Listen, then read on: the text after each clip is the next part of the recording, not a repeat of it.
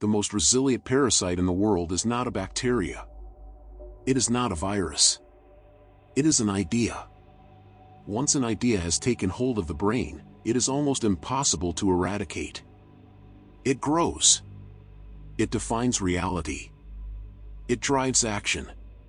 Most people believe that their thoughts are their own. They believe they have free will.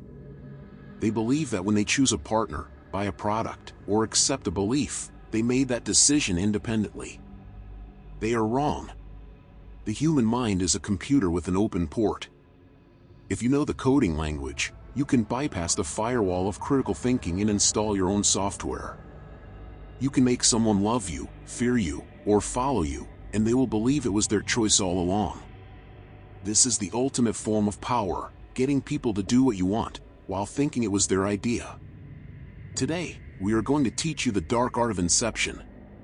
We will declassify the 7 psychological techniques used by cult leaders, master advertisers, and elite persuaders to plant seeds in the subconscious mind. Welcome to the control room. Welcome to Cobalt State X.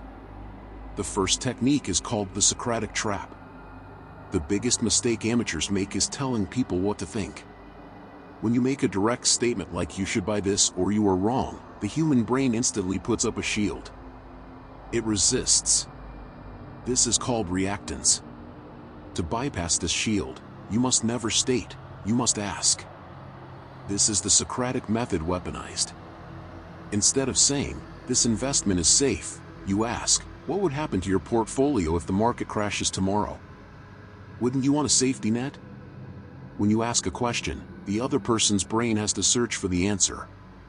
In doing so, they generate the logic themselves. People do not argue with their own data. By guiding them with a sequence of calibrated questions, you lead them to your conclusion, but they feel like they discovered it. You are the architect, they are the builder. The second technique is the illusory truth effect. The human brain has a glitch, it confuses familiarity with truth. If we hear something enough times, we start to believe it is true, simply because it feels familiar. Propagandists know this. They repeat the same narrative over and over again until it becomes reality. To use this, you must master the art of message repetition. Identify the core idea you want to plant. Then, repeat it. But be careful, do not say it the exact same way every time, or you will sound like a robot. Rephrase it. Use different stories that lead to the same moral. Use different examples that prove the same point. Surround the target with the idea until it becomes the background noise of their life. Eventually, their brain will accept it as a fact of nature. The third technique is altercasting. This is a method of forcing someone into a specific role. People have a desperate need to be consistent with their identity. If you assign them a positive identity, they will act to fulfill it. If you want someone to be generous, do not ask for money. Say, "I know you are a person who cares about justice." Now, they are trapped. If they refuse to help, they are betraying the identity you gave them. You can use this for anything. You are usually so open-minded. I know you are the type of person who takes risks. By labeling them, you create a psychological mold that they feel compelled to fit into. You are casting them as a character in your play, and they will read the script you hand them. The fourth technique is Pavlovian anchoring. We are all animals. We respond to stimulus and response. You can physically link an emotion to a trigger. Here is how you do it. Wait for a moment when the target is laughing, happy, or feeling the specific emotion you want to harvest. In that exact peak moment, perform a unique physical action. Touch their shoulder in a specific way. Make a specific sound. Click a pen. Do this 5 or 10 times. You are creating a neurological pathway. Once the anchor is set, you can fire it at will. When they are neutral or sad, perform the trigger, touch the shoulder, click the pen. Their brain will subconsciously recall the feeling of happiness. You can literally play their emotions like a piano. The fifth technique is the decoy effect. Humans are terrible at evaluating value in isolation. We only know what is good by comparing it to something else. You can control their choice by controlling the comparison.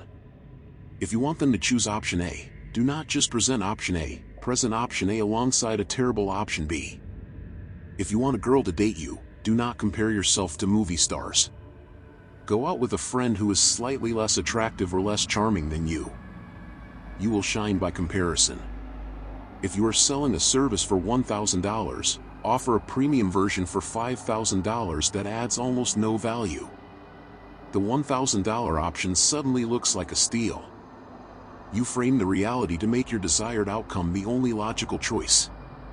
The sixth technique is the Trojan story. Logic is weak. Emotion is strong.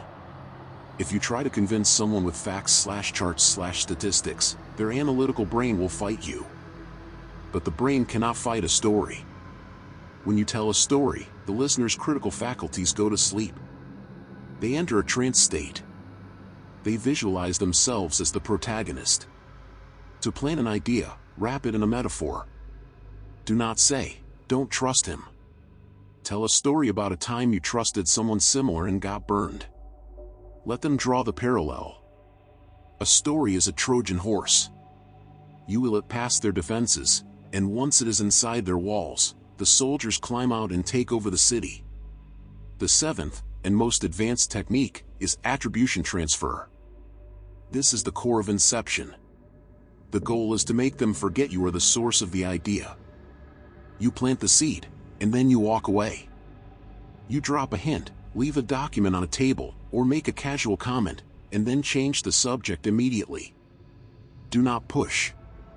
Let the idea incubate. Let them think about it in the shower. Let them sleep on it.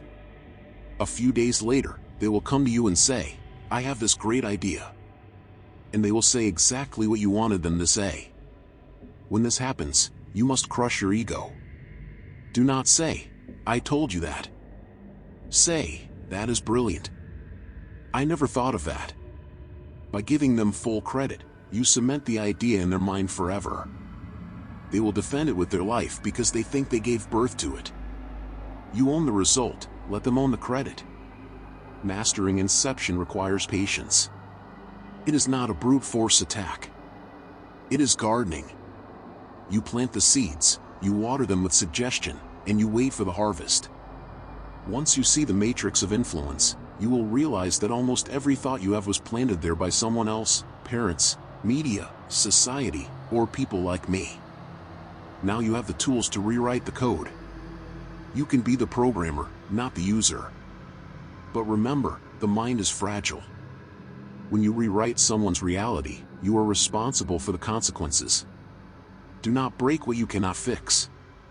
If you are ready to access the source code of human behavior, verify your access. Subscribe to the channel. The archive is expanding. The programming is complete. This is Cobalt State X, end of transmission.